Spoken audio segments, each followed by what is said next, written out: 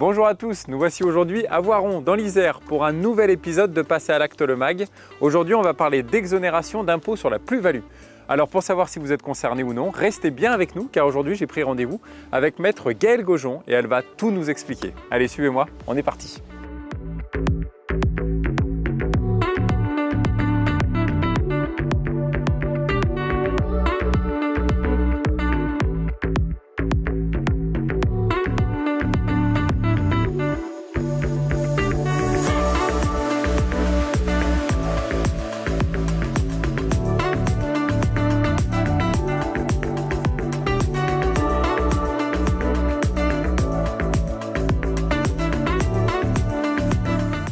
Salut Gaëlle. Salut Alex. Ça va? Ça va et toi? Bah ouais, je suis content de te retrouver ici à Voiron. Moi aussi.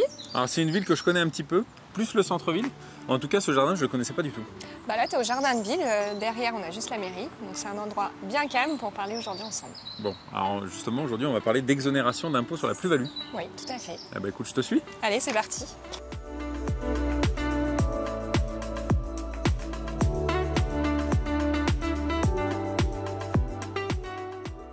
Alors Gaëlle, quand on parle d'exonération d'impôt sur la plus-value, moi il y a un truc qui nous vient forcément rapidement en tête, c'est plutôt sur la résidence principale. Oui, tout à fait. C'est le cas d'exonération le plus fréquent qu'on rencontre.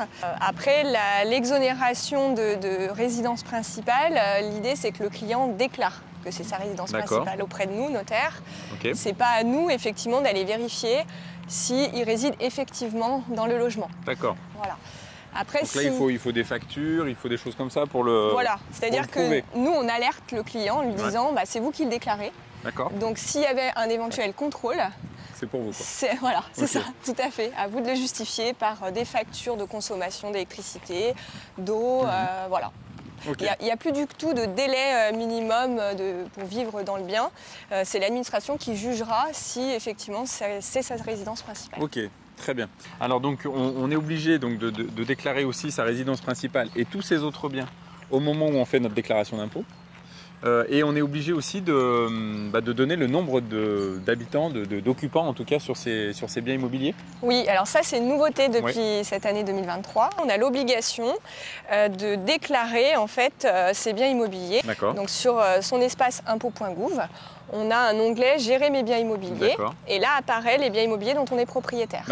Et là effectivement, on doit déclarer si c'est une résidence principale, une résidence secondaire ou si c'est un bien qui est en location. D'accord. Voilà. Et si c'est un bien en location, effectivement, là, il faut déclarer la location et les locataires. Okay, et ça n'a rien à voir avec l'exonération de plus-value.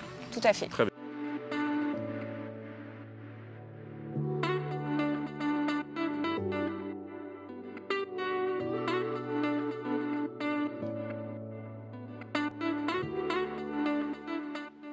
Alors Gaëlle a un cas un petit peu particulier mais qui doit quand même, je pense, se présenter assez souvent. Je suis propriétaire d'un bien immobilier que jusque-là je destinais plutôt à une location.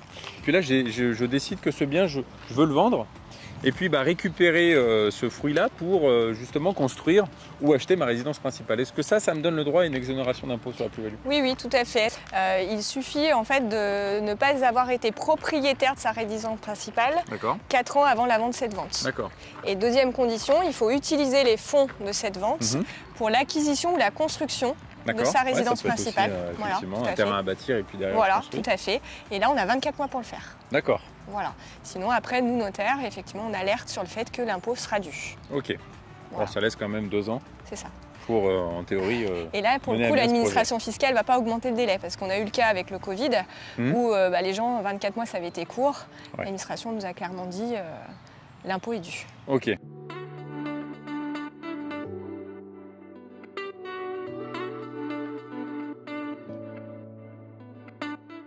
Alors Gaëlle, il y a quelques semaines, on a diffusé un épisode entier sur le calcul de l'impôt sur la plus-value.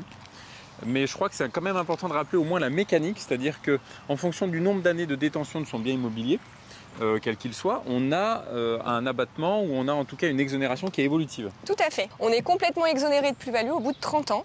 Alors l'impôt de plus-value, il est divisé en deux. Il y a l'impôt sur le revenu et les prélèvements sociaux. Donc on n'a plus d'impôt sur le revenu au bout de 22 ans. Par contre, on a les prélèvements sociaux jusqu'à 30 ans. Cette partie-là. Tout à fait. Et puis avant 22 ans, comment ça se passe? Alors avant 22 ans, donc le taux il est dégressif en fonction du nombre d'années de détention. Et donc jusqu'à 5 ans, on n'a aucune exonération du fait de la détention. Et à partir de 5 ans, là pour le coup, effectivement, on a on va dire un abattement. Qui est évolutif, voilà, en fonction du nombre d'années qui passent. C'est ça, tout à fait. Très bien.